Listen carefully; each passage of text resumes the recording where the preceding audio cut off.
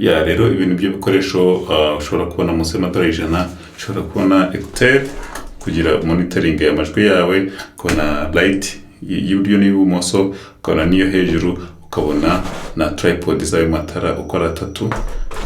Ubundi ku munsi y'amadolari 100 nzi neza ko ibi bikoresho ubibona byose neza byahanye n'amadolari 100. Haburaho utuntu dukeya, haburaho udusantime dukeya kugira ngo amadolari 100 abe yuzuye, ariko rwose ibi bikoresho ushobora kubona munsi y'amadolari 100, ubundi ukaba wasettinga ikintu cya lighting, ukaba wagikora mu nzira, ukaba ufite monitor headset cyangwa se écouteur ukoresha muri recording yawe. Ikindi yuko icyambere ari amakuru.